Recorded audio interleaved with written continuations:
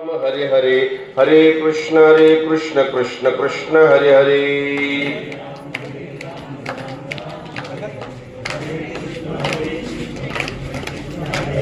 हरे राम राम राम हरे हरे, हरे कृष्ण कृष्ण कृष्ण हरे हरे।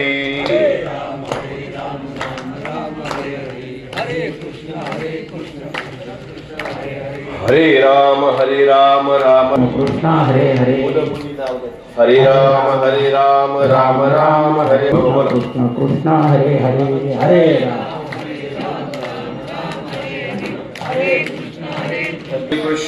कृष्ण कृष्ण कृष्ण हरे हरे। हरे राम राम राम हरे हरे, हरे कृष्ण कृष्ण कृष्ण हरे हरे। हरे राम राम राम हरे हरे, हरे कृष्ण कृष्ण कृष्ण। ज्ञानेश्वरीतील 9व्या अध्यायातील 15 क्रमांकाची ओवी आजच्या सेवेला आपण घेतलेली आहे आणि सेवेचं निमित्त, सेवेचं कारण, सेवेची वेळ जमलेल्या सर्व मायबापांच्या लक्षात आलेली आहे।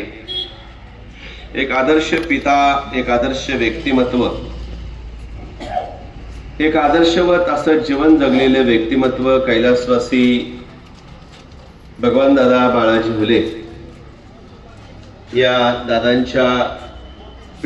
दादांच्या वर्ष श्राद्धाच्या निमित्ताने आज त्यांच्या जीवात्म्याला भगवंताने योग्य जागा द्यावी, त्या जीवात्म्याला योग्य गती मिळावी म्हणून ईश्वर चरणी प्रार्थना करण्यासाठी बहुसंख्येने आपण या ठिकाणी जमलेले आहात। दादांच्या पाठीमागे 4 बंधू आहेत, 2 भगिनी आहेत, 3 चुलते आहेत, असा मोठा परिवार या व्यक्तिमत्वाच्या मागे आहे। कैलासवासी भगवान दादांच्या पाठीमागे त्यांच्या पत्नी रंजनाबाई भगवान हुले असतील, सुपुत्र सिद्धेश असेल, कन्या शीतलताई जितेंद्र पिंगळे, त्याचप्रमाणे दुसरी कन्या शलाकाबाई मिलिंद कवडे, मिलिंद वसंत कवडे, आर्या एजन्सी हॉटेल, विश्वस्त ओझर देवस्थान ट्रस्ट। आमचे अगदी निकटचे आणि जवळचे मित्र आमचे मिलिंदराव तथा मिलिंद वसंतराव कवडे आर्या हॉटेलचे मालक आहेत। त्याचप्रमाणे इग्नत देवस्थान आमचे दादा वसंतदादा कवडे असतील। या मंडळींच्या प्रेमास्तव इथे येण्याचा आजचा खरा योग आहे आणि कैलासवासी भगवान दादांचे जावई मिलिंद दादांनी भरपूर काय आपल्या सासऱ्यांच्या बाबतीत भरपूर काय सांगत होते। अगदी पितृतुल्य असलेले हे व्यक्तिमत्व, समाजातील सगळ्यांच्या सुखदुःखामध्ये सहभागी घेणारे हे व्यक्तिमत्व, काळ्या आईला हिरवा शालू नेसवणारा हा आदर्श शेतकरी,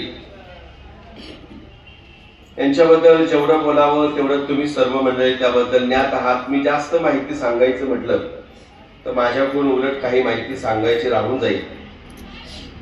साहेबांच्या कामाचं स्वरूप PSI मध्ये काम करत असताना, या समाजाची, या भारत मातेची सेवा करता करता, कुटुंबाची चांगल्या पद्धतीने आदर्श पिता, एकांना हवंसं वाटणारे व्यक्तिमत्व,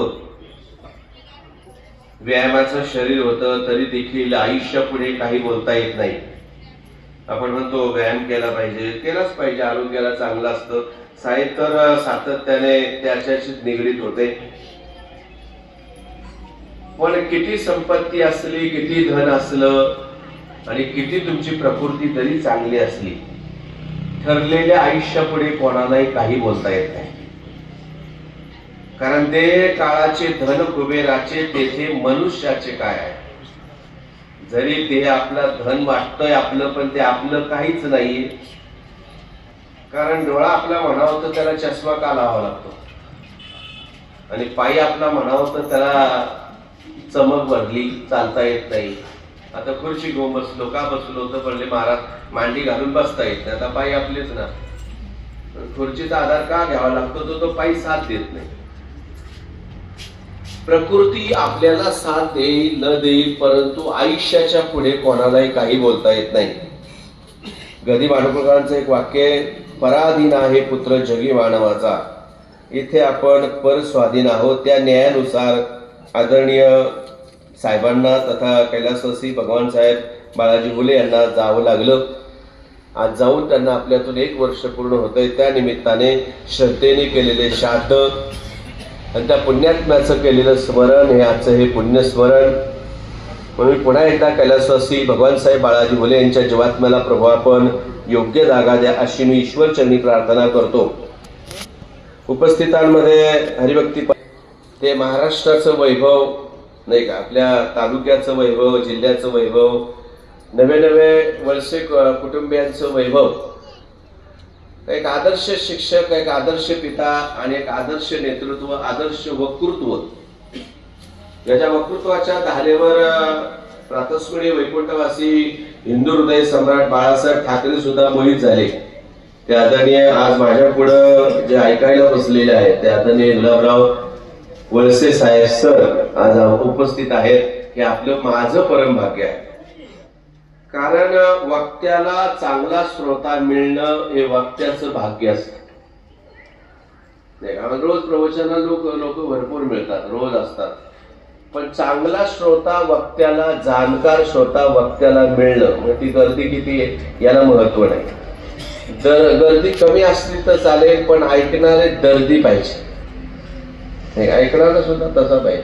पावले म्हणतात, जैसे शार्दिकेचे चंद्र कळे, माझी अमृत कण कोवळे, विचिती मने मवाळे चकोर तलगे, त्या परिश्रोता अनुभवावी ही कथा, अति हळवारपणे चित्ता आणोनिया. काय सुंदर ओवी. मराठी बरं का, नाही का, ही ओवी काय संस्कृत आहे का? पण आता ही ओवी कळायला मराठ्यांना सुद्धा विचार करावा लागला. आपण मराठी असू सुद्धा ही मराठी. शार्दिकेचे चंद्रकळे, शरद ऋतूतील चंद्रकळा म्हणजे चंद्राची किरण, चकोर तलगे, चकोर पक्षाची पिलं जशी सेवन करतात हळुवारपणे, अति चित्त आणून, एक चित्त करून चांदण्याचं ते चंद्रकिरण चकोराच्या पक्ष्यांना फार आवडतं.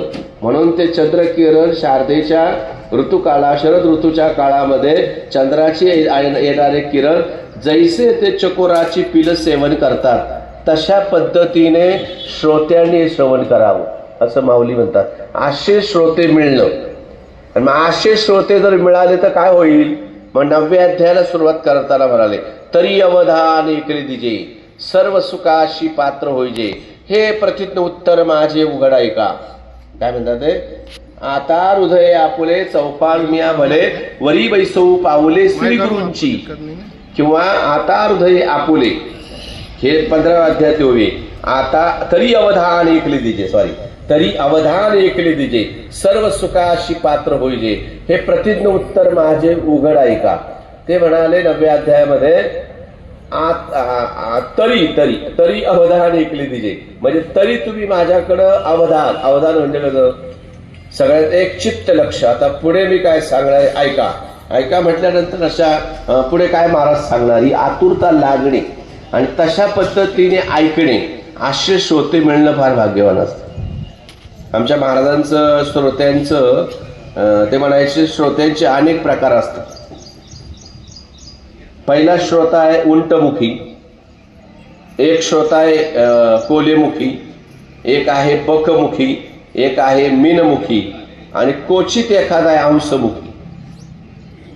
उंटमुखी म्हणजे काय? उंटाची जशी मान वर असते ना तसे काही श्रोते ऐकत असतात, पण किती लोक जमल्यात सारखी मान फिरवत राहतो, तो उंटमुखी. मीनमुखी म्हणजे काय? माशासारखा. माशाला काय आवडतं? पाणी. दूध आणि पाणी एकत्र केलं तर त्याला काय? पाणी. दूध थोडं आवडणार आहे. मासा दुधात नाही जगू शकत, पाण्यात. आणि दूध आणि पाणी एकत्र असेल तर त्याला काय आवडेल? त्यातलं फक्त पाणी आवडत. दूध चांगलं असताना सुद्धा त्याला आवडणार नाही. असे काहींना फक्त महाराज किती विनोद करतात, हे जे आवडतं ते मीनमुखी. कोलेमुखी म्हणजे मधीच एखादा आळस देणारा, कोणाला तरी मधीच हाक मारणारे, कुठून तरी कोले ऐकायला येणारे, असे श्रोते काही. आणि काही हंसमुखी. हंस म्हणजे काय? पाणी आणि दूध जर एकत्र केलं तर त्यातलं फक्त दूधच पिणार, पाणी नाही पिणार. महाराजांनी एक तास प्रवचन केलं, काय सांगितलं याच्याकडे लक्ष न देता ते आपल्या जीवन उपयोगी त्यातला सार काय आहे याच्याकडे लक्ष देतो. दूध एक सार आहे, महत्वाचं जो घेतो तो हंसमुखी. आणि असे श्रोते मिळणं भाग्य असतं, नाही का? आता 10व्याला रोज प्रवचनाला जातो, बरीच लोक पुढे बसतात, काही मागं बसतात, तर ती तंबाखू म्हणून गप्पा ऐकतात. किंवा प्रवचन ऐकतात, ते काय ऐकणारे श्रोते आहेत का? आणि असे श्रोते मिळण्यात काय मजा आहे का? म्हणून श्रोता चांगलं मिळणं हे वक्त्याला सुद्धा भाग्य आहे.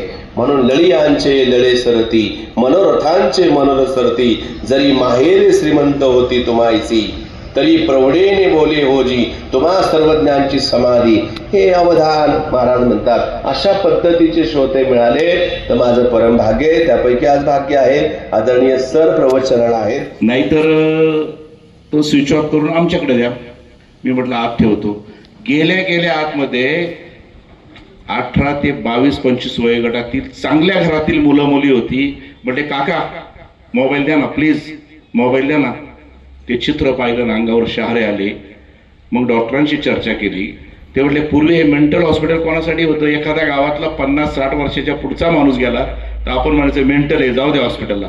आज मात्र 18 ते 25 वयोगटातील मुला मुलींची संख्या एवढी आहे का महाराज या पुढच्या काळात जर प्रबोधन झालं नाही तर प्रत्येक तालुक्यामध्ये एक मेंटल हॉस्पिटल सुरू करावं लागेल. हे माझं आजचं वाक्य लिहून ठेवा. महाराज मी 90 साली 3 माझी बाकी तर व्यक्त केली ती खरी ठरली. 90 साली बिस्लरी बाटली बाजारात आली.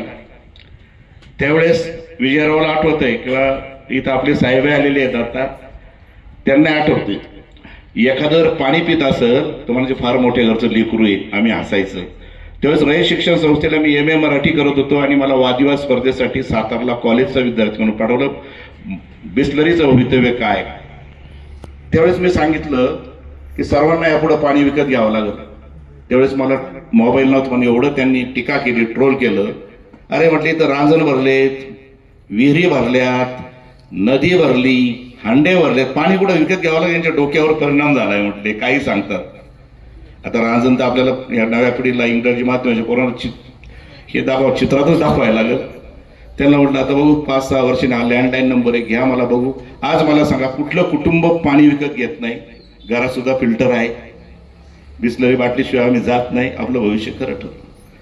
दुसरं, ज्यावेळेस 2000ला महाराज मोबाईल बाजारात आला त्यावेळेस असंच एक वर्कशॉप होतं नाशिकला आणि आम्हाला ती आनंद हौसच होती का नेमकं भविष्याचं व्हिजन ओळखून बोलायचं. आणि त्यावेळेस मी म्हटलं, त्यावेळेस आपल्या तालुक्यात 3 मोबाईल होते. म्हणजे त्या काळाचे मित्र आता नव्याने पुन्हा मित्र झालेले, एक आढळराव पाटील, वळसे पाटील आणि देवेंद्र शाह. आउटगोईंग काय होतं तुम्हाला माहिती आहे, 35 रुपये. देवेंद्र शाहला पहिल्या दणक्यात 80,000चं बिल आलं होतं. त्या काळात 80,000 म्हणजे आजच्या हिशोबाने ते 2-2.5 लाखाचं.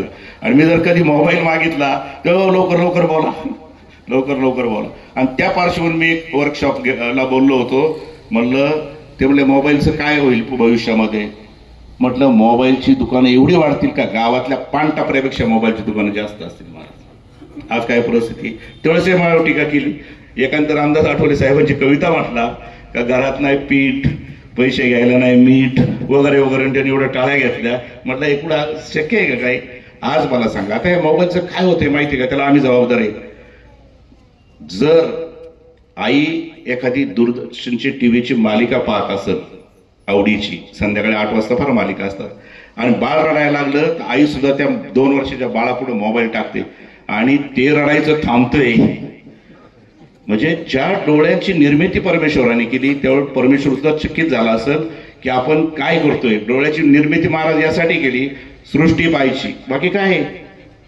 प्राणी माणसं पाहिजे याच्यापेक्षा काही कारण. संध्याकाळी 8-9 वाजता न्याहारी केली. आता न्याहारी शब्दही सांगावा लागेल. मस्तपैकी लोक झोपत होती. आज मात्र 12 आणि 1 वाजेपर्यंत आम्ही चॅटिंग करतो. हे व्यसन फार भयानक आहे आणि त्याचा एक पुढचा धोका आहे. ते फार मोठा विषय, मी 2च मिनिटात संपवतो. की या पुढच्या काळामध्ये जर लग्न जमवताना आता काय विचारतो आपण स्थळाला, धुमाळसर काय विचारतो? मुलगा काय करतोय, मामा कोण आहेत, पूर्वी वा कुटुंबातले कोण नातेवाईक आहेत, वगैरे वगैरे वगैरे. आता जर मुलगा आणि मुलगी पाहायला आले तर मुलगी पहिलं विचारील की तुझा चष्म्याचा नंबर किती आहे. जर त्याच्यापेक्षा जास्त असला तर सोयरी मोडल. कारण मला सांगा, आम्ही 10वीला होतो तेव्हा एखाद्या चष्म्यावाला महाराज असायचा, त्याला चिडवायचे लोक. आज तुम्ही इंग्रजी माध्यमाच्या शाळांमध्ये जा, काय परिस्थिती आहे. आणि मग हे फार मोठं संकट आहे. आणि हे संकट हे आपल्यापुरतं मर्यादित नाही, फार भयानक आहे, पुढच्या दृष्टिकोनातून फार भयानक आहे आणि हे वाचवायचं. या पुढच्या काळात मी डॉक्टरांच्या परिषदेत गेलो म्हणलं 2 गोष्टी फार चालतील. या 2 डॉक्टरांना फार महत्व होईल, कानाचे डॉक्टर आणि डोळ्याचे डॉक्टर त्यांच्या रांगा लागतील. आणि आता जसं आमच्याकडे मोबाईल आहे, चष्मा आहे, तसं 3रं कानाचं मशीन असणार आमच्या इथं आणि कानाला बहिरेपणाची संख्या वाढणार आहे. हे आणि महाराज याच्याबद्दल आमची विनंती आहे, वारकरी संप्रदाय आहे म्हणून संस्कृती टिकू नये. आपला बिहारला कधीच मागे टाकला. आज जम्मू काश्मीर सारख्या ठिकाणी महाराज असे कार्यक्रम घेता येत नाही, कारण कधी कुठून गोळी येईल याचा तपास लागत नाही. आणि याचं सर्व श्रेय आपल्या वारकरी संप्रदायाला. महाराजांसारखे लोक सांगतात 10 वेळा, त्यातलं कुठेतरी ऐकतात 5%, 10% लोक ते बिचारे सांगत राहतात, सतत प्रबोधनच करतात. यांचे मला वाटते महाराष्ट्राच्या कानाकोपऱ्यामध्ये नाव आहे. यांचे जिथे कार्यक्रम होतात ते सांगतात, आंबेगाव जुन्नर तेवढे आम्हाला आवर्जून फोन येतात, तुझे महाराज फार छान बोलले. महाराज आमची विनंती आहे, आपल्याला सगळ्या वारकरी संप्रदायाला विनंती आहे की आपण या सद्यस्थितीवर तुम्ही, कारण आमच्यापेक्षा तुमचा अधिकार मोठा आहे आणि तुम्ही बोललं तर फार होईल. ही गावागावात चळवळ झाली पाहिजे, कट्ट्यावर चळवळ झाली पाहिजे. आपल्या आजोबांनी नातवाला सुनाला सांगितलं पाहिजे, बाबा जरा मोबाईलचा उपयोग जरा काही दिवसांनी गव्हर्नमेंटला असं करावं लागेल. आज नारोडी जसं बारणी आहे ना वीज मंडळ, आज नारोडी गाव दुपारी 12 ते 3 टावर बंद. बघा हे एक आपलं बाकीत आहे, भविष्यामधलं करावंच लागेल. ते असं बोलण्यासारखं फार आहे. जाता जाता आलो, कारण मी काल मुंबईमध्ये एका मोठ्या महाविद्यालयात बोललो. गेल्या आठवड्यामध्ये मला कोल्हापूरला बोलवलं होतं, त्या ठिकाणी सुद्धा 1,500-2,000 हजार विद्यार्थी होते. तिथे 1 तास बोललो. फार बोलण्यासारखे विषय प्रबोधनाच्या दृष्टिकोनातून. मला काल जितू भाऊंचा फोन आला, मी विलासराव पंधारे त्यांचा आवर्जून उल्लेख केला पाहिजे. त्यांचा सुद्धा प्रवास फार थक्क करणारा आहे. 2 आपत्ती होती, ती गेली, पण त्या वैशालीताई विलासराव न डगमगता त्यांनी स्वतः अनाथ आश्रम सुरू केला आहे आणि अनेक अनाथ मुलांचे आई वडील होण्याचं भाग्य त्यांनी म्हणून. केवढा मोठा आदर्श आहे, लक्षात घ्या ना. स्वतःची येणार नाही तर म्हटल्यास गव्हर्नर पेन्शन चालू आहे. वैशालीताई विलासराव मस्तपैकी मंचरसाठी फ्लॅटमध्ये बसले असते नाही, तर समाजासाठी यापुढे समाजासाठी योगदान असणाऱ्या लोकांना समाजामध्ये स्थान मिळालं पाहिजे असं मी समजतो. अधिक न बोलता भगवानराव यांना मी पुन्हा एकदा आमच्या परिवाराच्या वतीने श्रद्धांजली वाहत असताना जे त्यांचे कुटुंबीय आहे त्यांनाही साहेबांच्या प्रेरणा प्रोत्साहन त्यांच्यामधून मिळो अशी परमेश्वराला प्रार्थना करून थांबतो. धन्यवाद. आमचे ओझरगावचे भूषण श्री गणेश महाराज वाघमारे यांचं या ठिकाणी प्रवचनाची सेवा या ठिकाणी आपल्या सर्व नातेवाईक परिवाराला त्याचप्रमाणे ग्रामस्थांना लाभली. महाराज धन्यवाद. आपल्या गावात कार्यक्रम असल्यामुळे आम्हा सर्वांना थोडा उशीर झाला. या मामांबद्दल बोलायचं म्हटलं तर मामांची मुलगी शलाका आमच्या कवडी परिवारामध्ये दिलेली आहे. त्या निमित्तानं या मामांशी संबंध आला. मामा अनेक वेळा ओझरगाव या ठिकाणी गणपती दर्शनासाठी येत असताना वसंतना आणि आमच्याबरोबर गप्पा मारताना प्रामुख्याने हे दिसून आलं का मामांना गावची अतिशय चांगली ओढ होती. ही जुनी जाणती माणसं नेहमी मुंबईला जरी असली व्यवसायाच्या निमित्तानं नोकरीच्या निमित्तानं, परंतु खऱ्या अर्थानं गावाशी यांची नाळ अतिशय चांगल्या प्रकारची जोडलेली ही जुनी माणसं. शेतीवरती देखील शेतीमाला ते अतिशय प्रेम असायचं. शेतीच्या देखील या ठिकाणी गप्पा व्हायच्या. आणि तसं पाहायला गेलं तर वसंतना आणि मामांचं अगोदरचं मित्रत्वाचं संबंध आणि या मित्रत्वाच्या संबंधातून नंतर मिलिंद आणि शलकाचा विवाह जमला गेला आणि हे मित्रत्वाचं नातं नातेवाईकामध्ये परिवर्तित झालं. आदरणीय सर्व सज्जन, ओठातून याच्या अंतःकरणाच्या देठातून 2 शब्द बोलण्यासाठी मी आपल्यापुढे उभा आहे. ओठातून निघणाऱ्या शब्दांना अंतःकरणाचा पाठीशी शब्दांची किंमत वाऱ्याच्या लहरीपेक्षा अधिक नाही याचं भान ठेवून मी बोलण्याचा प्रयत्न करणार आहे. अनेक मान्यवर आणि आपली भाषण श्रद्धांजली या ठिकाणी व्यक्त केलेली आहे. आणि एकानं तर सांगितलं की माणूस किती वर्ष जगतो याहीपेक्षा कसा जगला यालाच अत्यंत महत्त्वाचं असतं. नाही तर साऱ्यांनी वटवृक्षाची पूजा केली असती, चंदनाचं नाव सुद्धा पृथ्वीच्या पाठीवर राहिलं नसतं. चंदनाच्या माथी जो सात्विक सुगंधाचा आनंद आहे तो बाबांच्या जीवनामध्ये देखील होता. भगवान साहेब अत्यंत श्रेष्ठ दर्जाचं अशा प्रकारचं हे नारोडीचं व्यक्तिमत्व. मनाचा निर्मळ होता, वाणीचा स्नेहळ आणि गळ्यामध्ये माळा घातणारा, अशा प्रकारचा आध्यात्मिक क्षेत्रामध्ये काम करणारा माणूस. त्यांचं कार्य हे आध्यात्मिकच होतं. आज मुंबई नगरीमध्ये पोलीस खात्यामध्ये काम करणारा हा माणूस, परंतु एवढा मोठा दयाळू आणि सर्व समाजाला मदत करणारा, अशा प्रकारच्या यांची फार मोठी उंची होती. त्यांच्याबद्दल मी खूप ऐकून होतो. आज ते आपल्यातून निघून गेले वर्षापूर्वी. त्यांना श्रद्धांजली वाहण्याची संधी मला या ठिकाणी मिळालेली आहे.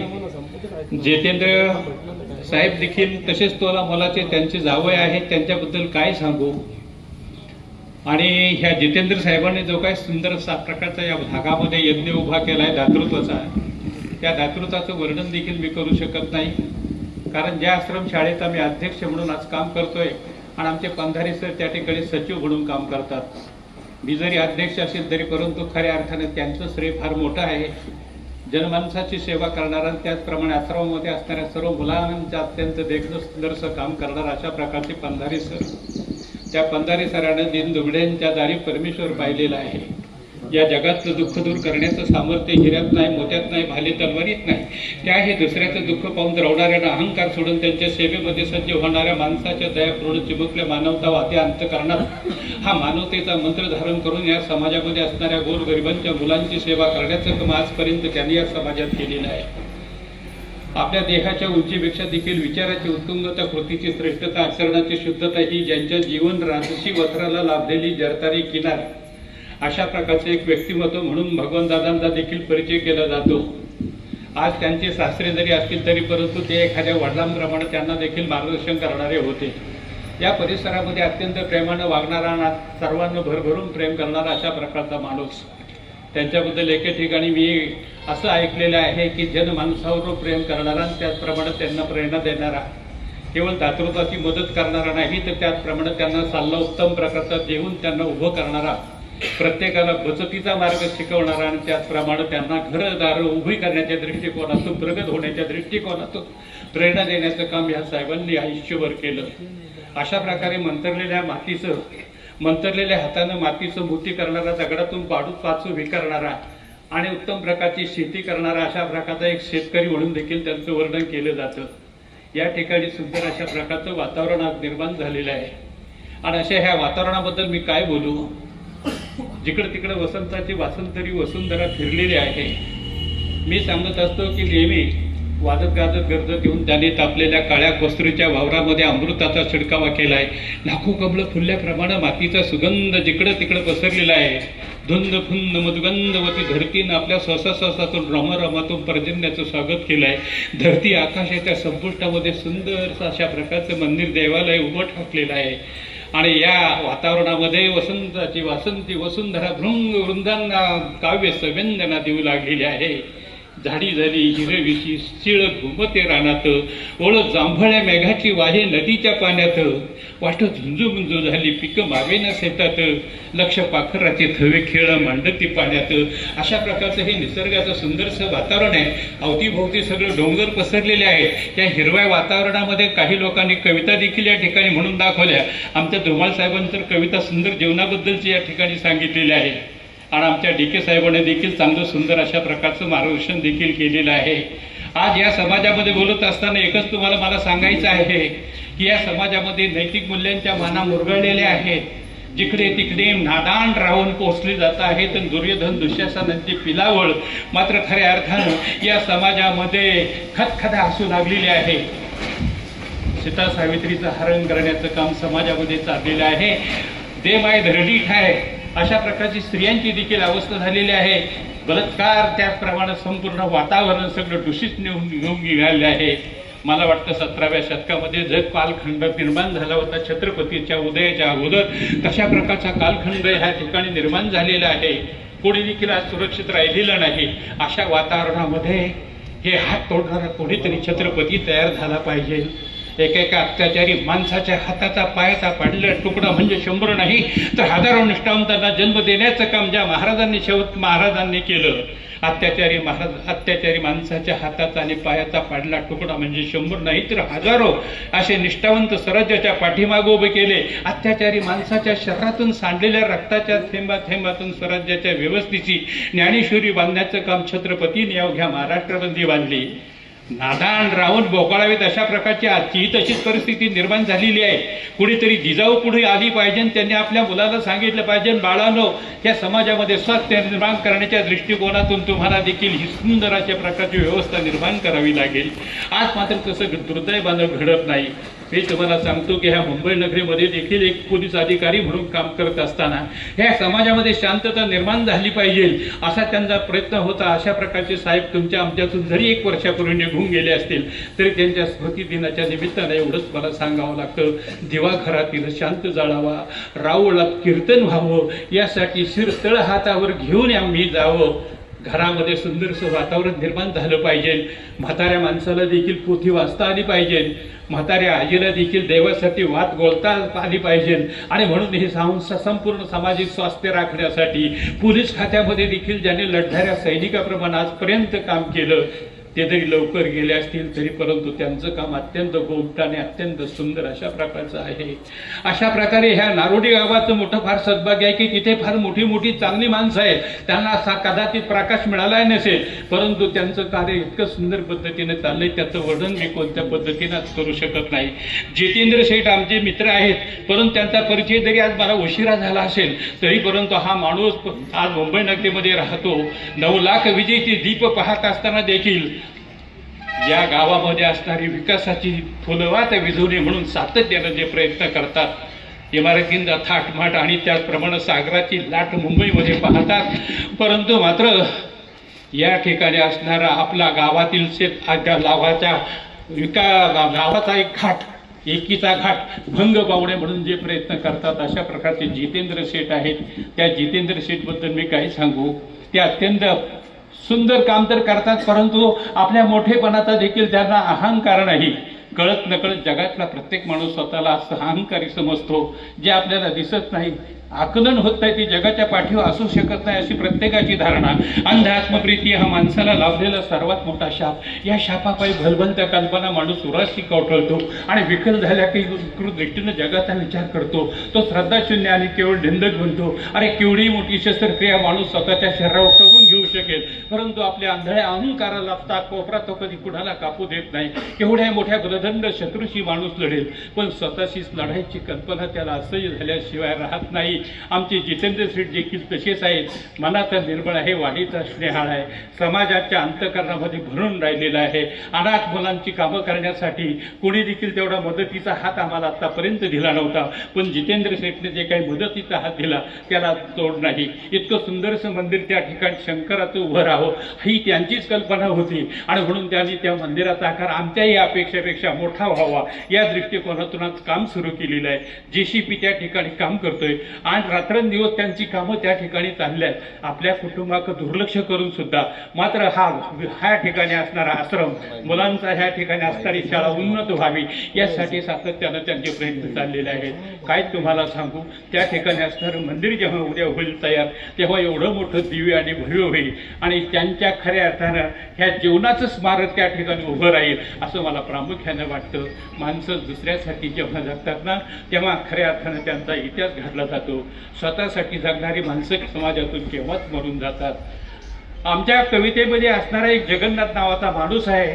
तो जगन्नाथ माणूस लहानसा मोठा झाला आणि गटारगंगेच्या काठावर राहत होता. डासांच्या मच्छरदाणीमध्ये ओबडधोबड जीवन जगत होता. उष्ट्या पत्रावळी चाटीत होता कुत्र्या मांजऱ्यांच्या संगतीनं. परंतु मात्र जेव्हा तो शिक्षणानं मोठा झाला तेव्हा मात्र समाजाला विसरून गेला. त्याचप्रमाणे असणाऱ्या आपल्या आईबापाला विसरून गेला. आईबाप लवकरच मेले आणि त्यानंतर मात्र तो समाजामध्ये आपल्या बायकोसाठी जगू लागला, पोरांसाठी जगू लागला. नाव जगन्नाथ 8व्या वर्षी हातात आली झुळी वनून मागे माधुकरी वरच्या काठी खरी ती खात असे पुरमपुळी. त्वेषानं खूप शिकला आणि रस्त्यानं जाताना अनेकदा ठुंकला साऱ्या जगावर स्वतःवर चिडून आणि पुस्तकाच्या पानामध्ये गेला अधिकाधिक गडून. बक्षिसे घेत हे जेव्हा तो आला वयात सुख देण्यासाठी कुणीच नव्हतं त्याचा हयात. मोठ्याल्या पगाराची नोकरी त्याला लागली. काळोखामध्ये खरकटी ठपलू लागला मागली. श्रीमंताची स्थळ सांगून याला आलं. श्रीमंताचे स्थळ सांगून त्याला आले. तत्वनिष्ठा हुंडा नको पण तिच्याशीच लग्न केले. तरीही सासऱ्यानं मोटर दिली घेऊन, 40,000 दागिद्याची बंगला दिला बांधून, मगही पानासारखे आता मऊ सुखाले. जगन्नाथाला टक्कल पडले, त्यात एक मूल झाले, एकूण 4 पोरं झाली, 3 बडक्या मिळाल्या. जगन्नाथाला पोट सुटले, त्यात 4थी बडकी आली. जगन्नाथ झाला डॅडी, जगन्नाथ झाला डॅडी. बायको त्याची मम्मी, आणि न चुकता क्लबात खेळू लागली रम्मी. जगन्नाथ सकाळी उठून ऑफिसला निघून जाई आणि संध्याकाळी उशिरानं फायली घेऊन घरी येई. नेहमीच्या सवयीनं नटून थटून ती त्याच्याजवळ जाई आणि तुपाळ जिलबीसारखं थुलथुलीत सूप देई. दिवसा ती रमी खेळे, दिवसा तो काम करी. त्याची 2 खूप सुटले आणि बँकेमध्ये पैसा टाकी. एक दिवशी काम करता करता त्याला शिंक आली, हालचाल हृदयाची अचानक बंद झाली. तात्पर्य जगन्नाथ तसाच टॅबलाजवळ मेला आणि दुनियाच्या दृष्टीने एक भिकारी झोळी घेऊन आलेला कोठेवर गेला. समाजासाठी जो जगतो ना जगत असतो, परंतु आमचे साहेब हे समाजासाठी जगणारी होती. त्यांच्या पाऊलखुणा ह्या मातीमध्ये आहे, या शेतीमध्ये आहे, या समाजातल्या अंतःकरणामध्ये आहे. त्यांचे आई वडील वगैरे सगळ्या कुटुंबामध्ये त्यांनी त्या कालामध्ये प्रेम केलं. आई बाप विसरला त्याचं पुत्र म्हणू नये. जगामध्ये असं एक न्यायसहन आहे की ज्यापुढे लेकरांचे सारे अपराध क्षम्य केले जातात, ते म्हणजे असतं आईचं हृदय. अरे नुकत्याच जन्माला आलेल्या अर्भकाला परमेश्वराचा पहिला साक्षात्कार कोणत्या रूपाने होत असेल, तो आईच्या रूपाने आणि बापाच्या रूपाने होत असतो रे. आणि म्हणून त्या आई बापाला विसरणं. अरे आई बापा असता घरी कशाच जाता पंढरपुरी, असा साधू संतांनी सांगितलेला जो विचार आहे तो माझ्या दृष्टिकोनातून अत्यंत महत्वाचा आहे. अशा प्रकारचा एक चांगला बाप म्हणून ज्यांनी काम केलं, आपला पुत्र म्हणून ज्यांनी आई वडिलांची सेवा केली, आदर्श पती म्हणून जो रंजना नावाच्या आपल्या पत्नीच्या जवळ आज्ञेनं शब्द आणि त्याचप्रमाणे त्यांच्या विचारानं राहू लागला, अशा प्रकारचा एक महात्मा तुमच्या आमच्यातून निघून गेलाय. काय सांगू तुम्हाला, अशा प्रकारच्या ह्या माणसाचं दर्शन त्या समाजाने घेतलं आहे. पोलीस खात्यामध्ये होते, खूप पैसा जरी त्यांनी मिळवला असेल तरी, परंतु मात्र समाजाला प्रेरणा देऊन आपल्याबरोबर उन्नत समाजाला करण्याचा, नातेवाईकांना मोठं करण्याचं काम त्यांनी केलं. एक जावई म्हणून खऱ्या अर्थाने जितेंद्र आहे आणि जितेंद्र शेट्टीने देखील त्यांचा आदर्श ह्या समाजामध्ये राबवण्याचं काम केलं. दुसरे जावई आमचे कवडे आहेत, ते देखील सिद्धार्थ अत्यंत सुंदर अशा प्रकारचं काम करणारा. मुंबई नगरीमध्ये देखील त्यांनी आपल्या कर्तृत्वाचा ठसा निर्माण केलेला आहे. अशा प्रकारची हे 2 जावई अत्यंत श्रेष्ठ दर्जाचे आहे. आणि म्हणून मी नेहमी सांगत असतो की त्यांच्या पत्नीनं त्या कालामध्ये त्यांना दिलेली साथ तितकीच तोलामोलाची आहे. नाव त्यांचं रंजनाबाई. त्यांनी अतिशय महत्वाचं पाठ राखण्याचं काम त्यांनी केलं. पराक्रमी पुरुषानं पराक्रमाची शिखरं गाठायची असतात आणि स्त्रियांनी ती प्रेमानं शृंगारायची असतात. म्हणून तर भारतीय स्त्रीला अपार प्रेम करण्याची ताकद ईश्वराने दिली आहे. स्त्रीचं प्रेम हे पुरुषार्थाचं धन व्हावं. रस्त्यावरच्या भुक्कडाला जर मिळालं ना तर त्या स्त्री प्रेमाला अर्थच उरत नाही. अरे होती मस्तानी म्हणून बाजीरावाच्या जीवनाची झाली कहाणी. होती मुमताज म्हणून तिच्यासाठी बांधला गेला ताजमहाल. आणि होत्या आमच्या रंजनाताई, तोपर्यंत आमचे साहेब घडले काही. अशा प्रकारचा हा अत्यंत श्रेष्ठ विचार मी तुमच्याकडे व्यक्त केलेला आहे. बाबांनो, अशा प्रकारचा अत्यंत घरकुल सुंदर करणारं, आनंदाचं आणि त्याचप्रमाणे सुंदर अशा वातावरण समाजामध्ये निर्माण करणारा अशा प्रकारचा एक माणूस तुमच्या आमच्यातून गेला आहे. तरी परंतु देव गाभारा किती पवित्र, ओजस्वी, तेजस्वी जरी असला तरी त्याला प्रकाशित करणारा रंजनाताईचा नंदादीप अत्यंत महत्त्वाचा आहे. हे कोणाला देखील विसरता येणार नाही. अशा प्रकारचं हे अत्यंत सुंदरसं घरकुल. या घरकुलाच्या निमित्तानं मी काही जास्त बोलणं गरजेचं नाही, कारण आतापर्यंत बऱ्याच वक्त्यांनी भाषणं केलीत. ही भाषणं करीत असताना कदाचित काही वेळेचं भानसुद्धा ठेवलं नाही. मला मात्र जास्त बोलायचं नाही, कारण किती बोलत राहिलं तर मी बोलतच राहील. आपल्याला लागलेली भूक, माझ्या शब्दांचं नाही तुम्हाला सुख, अधिक बोलण्याची नाही करणार मी चूक, असं मला नेहमीच वाटून जातं. बाबांनो, आपण जे केलेलं आहे ते सर्व सुंदर आहे. या परिसरामध्ये असणारे आपण सगळे वारकरी संप्रदायाचे आहेत. माझ्यासोबत बसणारी पाठीमागचे बाबाचे मुंबई नगरीमध्ये मी प्रचाराच्या निमित्ताने गेलो होतो, तेव्हा घाटकोपरला माझ्यासोबतच सारी लोक असायचे आणि मी त्या ठिकाणी भाषणं करत असायचो.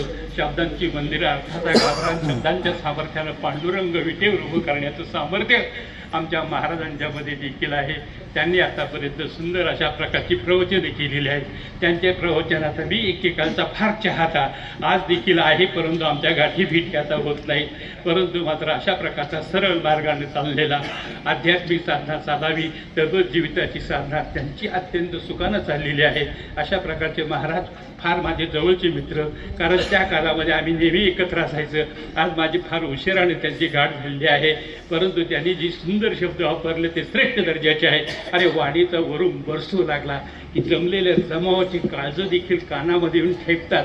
अशा प्रकारची भाषाशैली त्यांची आपल्या मोहकानं मधुर भाषणानं लोकांना जिंकणारे, आकारून टाकारून शब्दांची मंदिरे बांधणारे आणि शब्द सामर्थ्यानं पांडुरंग विटेवर उभं करणारे, अशा प्रकारची देहाच्या उंचीपेक्षा विचाराची उत्तुंगता आणि कृतीची श्रेष्ठ आचरणाची शुद्धता ही ज्यांच्या जीवन कार्याची खऱ्या अर्थानं झालं आहे तसे हे महाराज आमचे आहेत आणि संपूर्ण महाराष्ट्रामध्ये ते प्रकाशित लोकांना करण्याचं काम करतात.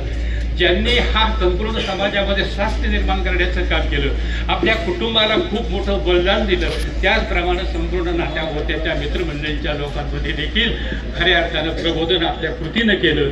ते आमचे बाबा आज नाहीत आहे, ते फार मोठे अधिकारी पोलीस स्टेशनमध्ये होते. त्याचप्रमाणे त्यांनी समाजावर सुद्धा खूप प्रेम केले. इतके ती वाडीचे निर्मळ होते की प्रत्येकाच्या अंतःकरणामध्ये चारित्र्य संपन्न होते. चारित्र्याचं पुतो तमासाहित कोणी महात्मा जन लोकांच्या हृदयामधील ढळते त्याचे सिंहासन. अशा प्रकारचे आमचे महाराज आज या ठिकाणी नाहीत. त्याच्याबद्दल मला दुःख खूप वाटतंय. माणसाचं हे जीवन हे अत्यंत समृद्ध करण्याचं काम आपल्या आदर्शानं इतरांना प्रेरणा देण्याच्या दृष्टीने त्याने केलेलं आहे. जाताना एकच तुम्हाला मी सांगतोय, आमचे हुले सर सुद्धा या ठिकाणी आहेत. एक शिक्षण क्षेत्रामध्ये असणारा एक निर्मळ वारकरी म्हणून ज्यांचा उल्लेख मी करीन. आणि त्याचप्रमाणे आमचे हे श्री काय ना पवार साहेब देखील आलेले आहेत. पवार साहेब आमची चाहते आहेत, त्या ठिकाणी आज या ठिकाणी ते आलेले आहेत. आणि त्याचप्रमाणे आमचे दिलीपरावजी देखील आमचे शिष्योत्तम आहेत. ही सारीच मंडळी या कार्यक्रमासाठी आहेत.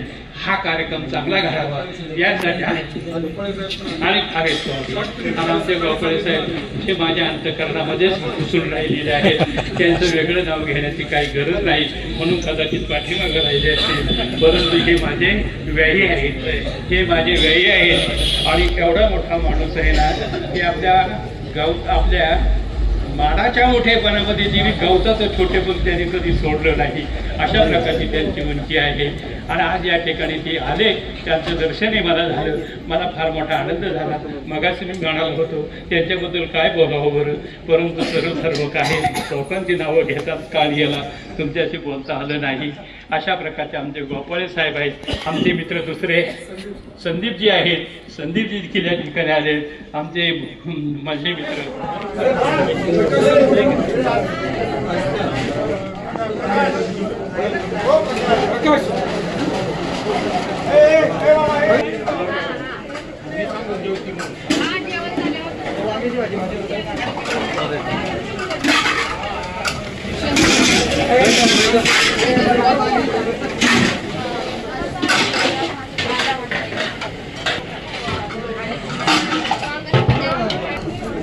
ना